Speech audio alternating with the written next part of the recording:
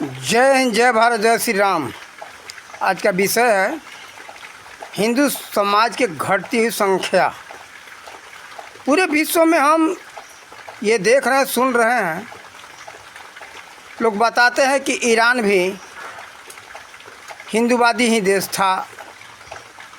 अफ़गानिस्तान तो था ही, पाकिस्तान तो 1947 से पता चला, इतिहास बता रहा है। वैसे प्राचीन इतिहास से ये देखने में पता चल रहा है कि पूरा विश्व हिंदू ही थे। और हमें एक पुस्तक मिला था। हम आज जिला बहराइच के ग्राम अमृतपुर पुरैना में हम ये वीडियो बना रहे हैं। तो इसी बहराइच में शहर में हम एक बार गए, लगभग 18-19 वर्ष पहले की बात है। तो हम एक इस्लामिक दुकान था, इस्लामिक पुस्तक भंडार था, वहाँ हमने हिंदी में कुरान मांगा।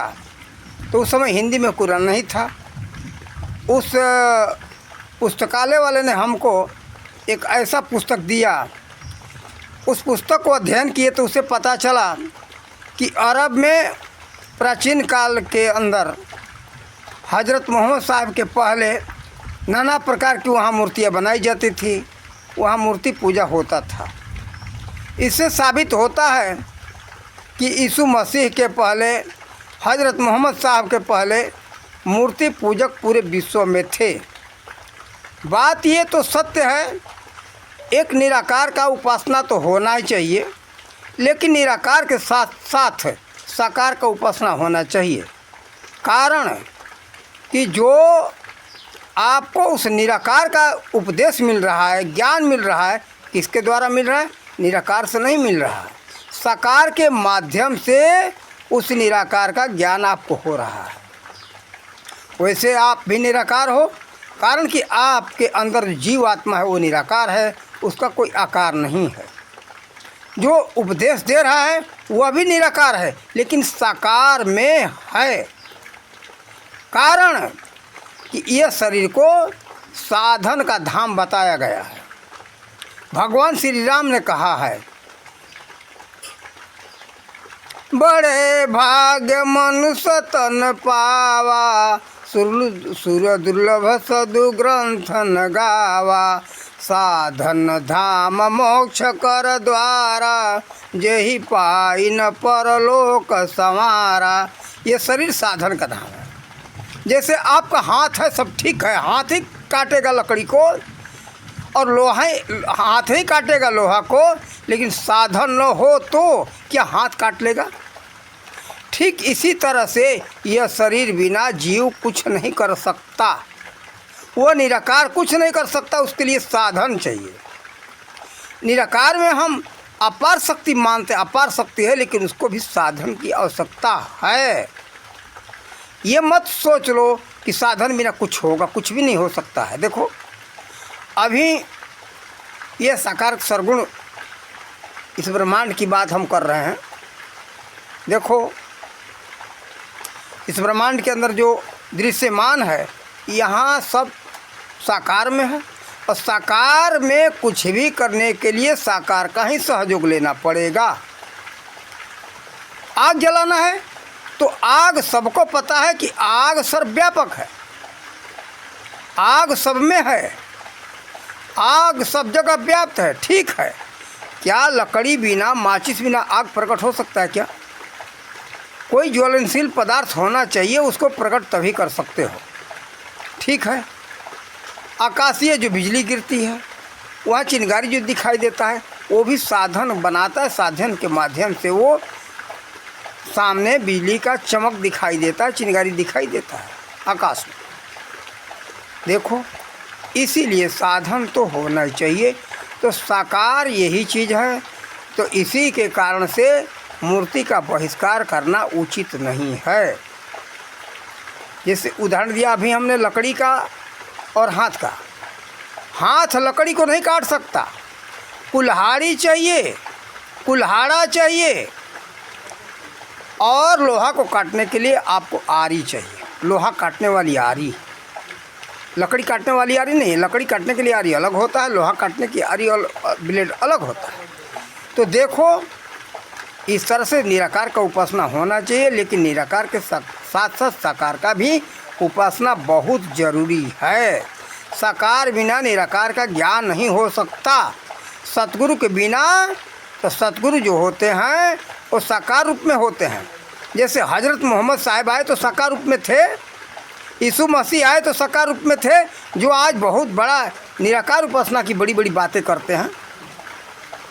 हमारा वेद भी यही कहता है, निराकार का उपासना।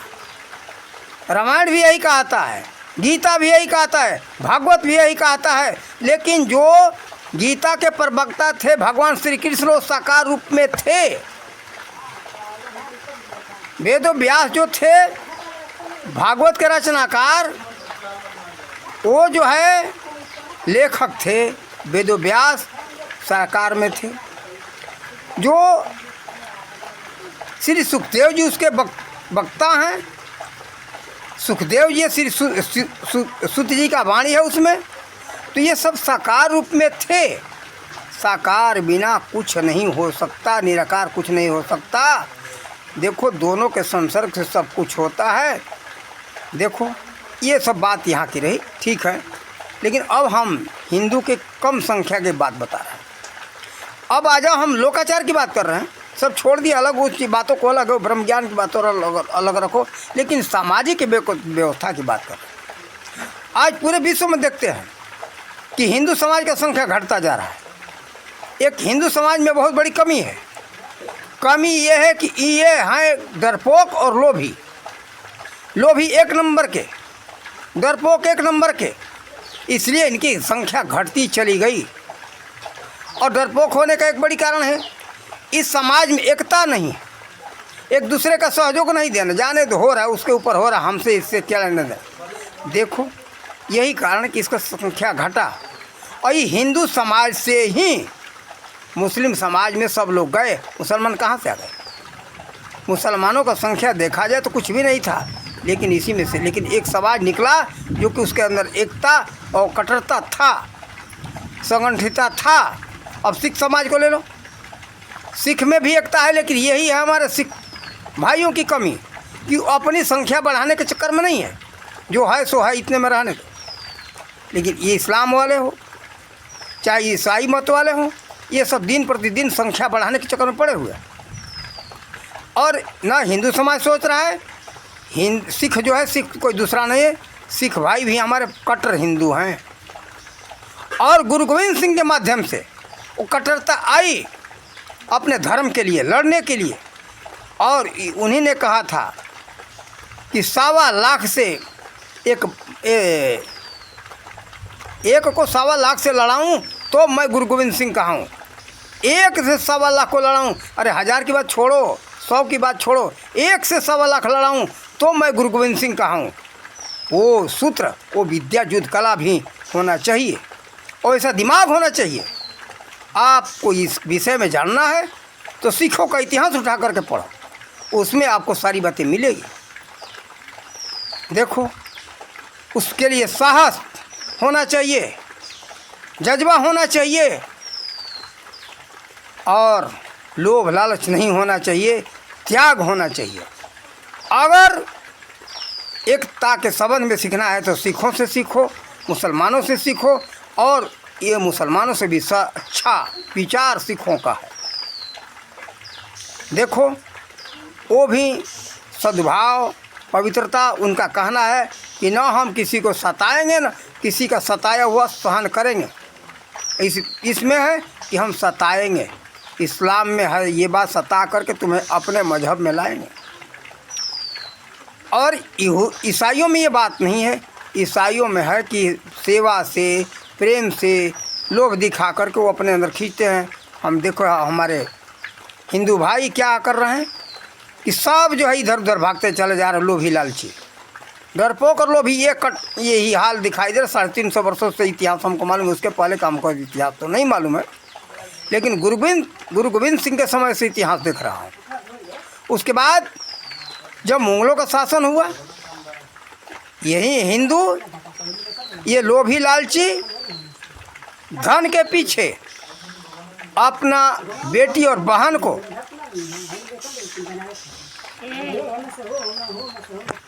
तो देखो, गुरु गोविंद सिंह के परिवार से ये सब सीखना चाहिए।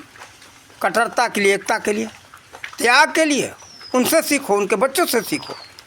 उनके 2 छोटे छोटे बच्चे थे। एक का नाम था, उसमें बड़ा था वो जोरावर सिंह, जिसका उम्र था 9 वर्ष का, और उससे छोटा था 7 वर्ष का फतेह सिंह। वो लोग अपने आदर्श के लिए, अपने परिवार के आदर्श के लिए, अपने पूर्वजों के आदर्श के लिए कट्टर रहे, अडिग रहे। इस्लाम मत वाले धमकाते रहे कि तुम लोग इस्लाम स्वीकार कर लो और हम तुमको छोड़ देंगे, तुमको कुछ नहीं करेंगे। तलवार का पहले भय दिखाए, नहीं माने। उसके बाद उन लोगों ने कहा कि दीवार उठा करके उसमें चुनवा देंगे, वो लोग नहीं माने। फिर उसके बाद न मानने पर जो है थी न चारों ओर दीवार उठा करके उसी में बंद कर दिए। लेकिन वो बच्चे कहे कि हमें मर जाना कबूल है, लेकिन तेरा इस्लाम को स्वीकार नहीं हमको। इस दीवार के उस पार हमें स्वर्ग दिखाई दे रहा है, हमें पूर्वजों का आदर्श प्यारा है, अपना जीवन प्यारा नहीं है। वैसे हमारे समाज को सीखना चाहिए। अरे तुम सब राम के, कृष्ण के वंशज हो, श्री सुखदेव के वंशज हो, क्या कर रहे हो? परशुराम के वंशज हो, उनके रास्ते पर चलो। देखो, असलियत में इस्लाम के नाम पर वास्तविक इस्लाम नहीं चल रहा है। तो देखो, अगर इस्लाम शुद्ध हो तो हमें स्वीकार है। इस्लाम का वास्तविक अर्थ है, इस्लाम धर्म कोई धर्म नहीं है, और सनातन भी धर्म कोई धर्म नहीं है। सनातनी जो करते हैं ना, मैं दोनों को कहता हूँ। कबीर साहब का हमारा हिसाब है, हम किसी को छोड़ते नहीं, असलियत बताते। सना प्लस तन, जो सर्वव्यापक है, कण कण में विराजमान है, उसका नाम है सनातन। उसके दूसरों शब्दों में कहते सर्वव्यापक। इसीलिए कहा है संतों ने कि सिया राम मैं सब जग जानी, करूँ प्रणाम जर जुग पानी। लेकिन ऐसे पता नहीं, वो कथन इसका विषय नहीं है। इसके लिए सतगुरु की आवश्यकता है, तत्वदर्शी संत का आवश्यकता है, तब वो समझ में आएगा। वही बात इस्लाम में भी है। इस्लाम का मतलब मैं उस ईश्वर को नमस्कार करता हूँ, ईस प्लस सलाम। उस ईस को यानी उस परमात्मा को यानी खुदा को मैं सलाम करता हूँ। असलियत बात ये है। अब ये लोग इस्लाम धर्म मान लिए, इधर सनातन धर्म मान लिए, तो सनातन का मतलब नहीं समझते। सनातन कोई धर्म नहीं है, सनातन तो एक नाम है परमात्मा का। तो इसके लिए हम ये नहीं कहेंगे, लेकिन हाँ, तुम अपने अपने नियम पर अडिग रहो, कोई इधर उधर ना हो। देखो, डरपोकी मत करो। डरपोकी करने के कारण इनका संख्या ख़त्म हो गया। जो है वहाँ स्थिर रहो, जो हो सो रहो। और हम कहेंगे, डरपोकों को डर के मारे झुक गए। ये लोग भी इतना तक किए कि अकबर के साथ अपनी बेटी और बहन का विवाह किए। यही है, कहते हैं ये राजस्थान के क्षत्रियों का पता चल रहा है। ये कहने पर ये दोगला क्षत्रिय को बुरा लगेगा। तुम सब अपना दोगलपन और लोभ लालच छोड़ो। हम हिंदू समाज से यही कहेंगे, नहीं तो तुम सब विश्व से मिट जाओगे। ईरान से तो मिट ही गए, अफगानिस्तान से मिट ही गए, अब पाकिस्तान से मिट ही गए, बांग्लादेश से मिट नहीं वाले हो। अब वहाँ एक भी हिंदू का नामो निशान नहीं रहेगा। तो देखो, लालच में मत आओ और डरो मत। अपने स्थान के लिए कट्टर रहो। ईसाइयत स्वीकार मत करो। ईसाइयत शुद्ध हो तो हमें कोई से नफरत नहीं है। यीशु मसीह का सिद्धांत, हमारे श्री राम का सिद्धांत एक था। हजरत मोहम्मद साहब का और राम जी का सिद्धांत एक था। वो भी एक संत थे। हमें उनसे कोई मतलब नहीं है, नफरत नहीं है, उनसे हमें प्रेम है। इन महापुरुषों का विचार ये अच्छा है, उच्च कोटि का है। यीशु मसीह बाइबिल के अंदर एक जगह कहते हैं कि हम सब परमपिता परमात्मा के संतान हैं, सत्य और अहिंसा के मार्ग पर चले। हमारे भगवान श्री राम का भी यही कथन है, यही कहना है, और वही नानक देव जी का भी कहना है। लेकिन आज ईसाइयों में देखो, सभी तरह के मांस खाया जा रहा है। एक बार हम हरिद्वार से चले गुजरात के लिए, तो जिस डब्बा में बैठे थे उसमें एक ईसाई मत के मानने वाली महिला थी अहमदाबाद की। तो मुलाकात हुआ, तो बातचीत होने लगा। तो हमने पूछ दिया, हम तो जानते हैं भाई ईसाइयों में सब कुछ खाया जाता है, हमने ये बताओ किस कौन कौन चीज़ का मांस तुम्हारे में खाया जाता है। तो कहने लगे हमारे यहाँ तो सब कुछ का मांस खाया जाता है। तब कहा कि हमने कहा कि तब तुम असल ईसाई नहीं हो। यीशु मसीह के सिद्धांत के विरुद्ध तुम्हारा बात है।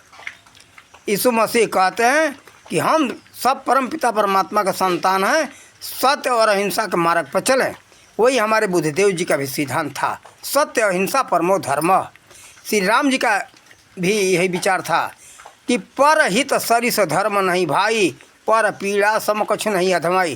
तो देखो महापुरुषों का सबका सिद्धांत ये भी हज़रत मोहम्मद साहब के बारे में तो पूरा पता नहीं, लेकिन हमें ये थोड़ा पता है कि वो एक दयालु संत, बहुत अच्छे दयालु संत थे। तो संत को तो दयालु होना ही चाहिए, तभी तो संत, नहीं तो संत कैसा? तभी वो पंथ संप्रदाय चला सकता है, समाज को शिक्षा दे सकता है, नहीं तो नहीं दे सकता। आज न तो हमारा ईसाइयत सही है और न तो आज सनातनी में भी कहेंगे ढोंगी पखंडी है। सनातनी कहते हैं अहिंसा करके मांस समाधि करते हैं। ये जो है सनातनी नहीं है। सनातनी वो है जो सर्वव्यापक समझे और सबका भला करे, हिंसा न करे, सत्य पर चले, वो है सनातनी। हम किसी को नहीं छोड़ेंगे भाई, चाहे हमारा बाप क्यों ना हो। गलती करोगे तो सबको कहेंगे। हम हिंदू के ना है, न मुसलमान के हैं, न सिख के हैं, न ईसाई के हैं। हम सत्यता की बात कर रहे हैं। सनातनी है वो जो सत्य पर चले, जीव हिंसा न करे, मांस मदिरा न खाए, वो है संत। पर हित सरिस धर्म नहीं भाई, पर पीड़ा सम कछु नहीं अधमाई, ये भाव होना चाहिए। लेकिन हाँ, सिर झुका करके अपना सिर कटवाएंगे भी नहीं, ये भी समझ लेना। गुरु गोविंद सिंह का हमारा विचारधारा है। हम सिर कटवाने वाले नहीं हैं कि आओ तुम्हारे सिर पर जो है तलवार चलाओ, हम देखते रहें। एक तलवार चलाओगे तो हम 10 तलवार चलाएंगे। हम उसी विचार के आदमी हैं। तलवार के जवाब तलवार से। देखो श्री राम जी ने सब कुछ कहा है, क्या उनके हाथों में धनुष बाण है कि नहीं है? ये नहीं कि कायर बन जाओ, किसी का तुम अधीनता स्वीकार कर लो। भगवान श्री कृष्ण ने गीता को उपदेश दिया है, लेकिन उनके हाथ में भी चक्र सुदर्शन है। भगवान विष्णु के हाथ में देखो, उनके हाथ में भी चक्र सुदर्शन है। परशुराम जी के हाथ में देखो तो फरसा है। देवियों के हाथ में देखो तो त्रिशूल और भाला है। दुर्गा हो चाहे कोई भी हो, सभी के हाथों में शस्त्र है। तो शस्त्र और शास्त्र दोनों हम सबके लिए कल्याणकारी है। शस्त्र शास्त्र रखोगे तभी भला हो सकता है, नहीं तो अन्यथा नहीं होगा। तो देखो, इसीलिए उत्तर प्रदेश के मुख्यमंत्री आदित्यनाथ योगी जी कहते हैं कि भाई दाहिना हाथ में माला तो बायां हाथ में भाला हमारा तो रहेगा ही। कारण कि हमारे महापुरुषों का सिद्धांत है। भगवान शंकर को देखो, त्रिशूल रखे हो। कोई कायरता का शिक्षा नहीं दे रहा है, अपने धर्म पर चलते हुए। और शस्त्र तो रखो धर्म रक्षा के लिए। कभी भी धर्म का रक्षा हुआ है, सनातन का रक्षा हुआ है तो शस्त्र से ही हुआ है। शास्त्र शस्त्र दोनों का जरूरत है। शास्त्र से पहले क्या है, मनीष निवेदन करो, समझाओ, सदुपदेश दो। नहीं मानता भाई तो देखो लड़ाई तो करना ही पड़ेगा। कायरता मत लाओ अपने अंदर, और डरपोक मत बनो, और लोभी लालची मत बनो। हमारा यही कहना है। नहीं तो पूरे विश्व से मिटते जा रहे हो, मिट जाओगे, ये पक्का समझ लेना। हम सभी सनातनियों से ही बात कहें। और आज वास्तव में विश्व के अंदर जितना भी सनातनी में शुद्धता है, उतना किसी में हम नहीं देख रहे हैं। अभी सनातनी कुछ हैं, सब नहीं है। सब सनातनी करते हैं, लेकिन सब नहीं है। इसमें जो हिंसा करने वाले हैं, मांस और शराब पीने खाने वाले, ये सनातनी नहीं है। सनातनी के चद्दर ओढ़े हुए यही बौद्धिस्ट जो हैं, इनका भी धंधा यही है। बुद्धदेव जी का सिद्धांत था कि सत्य अहिंसा परमो धर्म। ये देखो आज कहते बौद्धिस्ट अपने को और देवी देवताओं को गाली देते हैं। क्या बुद्धदेव जी ने यही कहा था, देवी देवताओं को गाली दिया था क्या? तो देखो, 3 प्रकार से कुछ भी होता है, मन से, वचन से, कर्म से। हत्या 3 तरह का है, मन वचन कर्म, तीनों से। तो ये वचन से कर्म, वचन से हत्या करते हैं, कर्म से तो नहीं करते, लेकिन वाणी के द्वारा हत्या करते हैं। जी, किसी को भी दिल को तड़पा देना, देवी देवताओं को गाली देना, जो उसके भक्त हैं, वो उसके उपासक है, उसके दिल में कैसा लगता है? तीर जैसा लगता है। तो ये शब्दों का तीर मारते हैं सब आज के बौद्धिस्ट। और एक ही दो इसमें है बौद्धिस्ट कहने वाले, लेकिन वही बौद्धिस्ट कहने वाले क्या करते, मुर्गा बकरा का मांस खाते और शराब पीते, अपने को कहते बौद्धिस्ट हो। केवल बौद्धिस्ट कहने से तुम बौद्धिस्ट नहीं हो। और बौद्धिस्टता का बौद्ध का मतलब क्या है वो भी सबको पता नहीं। उस सिद्धार्थ को, उनका वास्तविक नाम था सिद्धार्थ, सिद्धार्थ को जब सत्य का बोध हुआ तब कहा गया बोध हो गया। आज उसका जगह का नाम पहले था बोध हो गया, अब हो कट गया, केवल बोध गया। आज बोध चला गया, इसीलिए ये लोग ऐसे कर रहे हैं। बोध गया, बोध जो था यानी सत्य का ज्ञान था, वास्तविक बोध हुआ था, वो बोध चला गया, बोध गया। इसीलिए कहाँ वो गया जिला का नाम है, उसका क्या कहते बोध गया। देखो ये शब्दों का फेर से समझ में आ रहा है। तो जैसा गुण है वैसा लोग नाम रख रहे हैं आज, कोई बात नहीं है। बुद्ध का मतलब है जब सत्य का बोध यानी पूरा ज्ञान हो गया, वास्तविकता का ज्ञान हो गया, तब उसका नाम है बोध हो गया। उनका वास्तविक नाम था सिद्धार्थ, इसीलिए उनका नाम पड़ गया बुद्ध देव। यानी बुद्ध का देवता, ये बुद्ध के देने वाले हैं। यानी जब उनको ज्ञान हो गया, सत्य का वास्तविकता का पूर्ण ज्ञान हो गया, तब दूसरे को देने लगे, समाज को देने लगे, तब उनका बुद्ध देव नाम पड़ा। यदि बोध को देने वाले, दाता, बोध के दाता बुद्ध देव, बोध देव।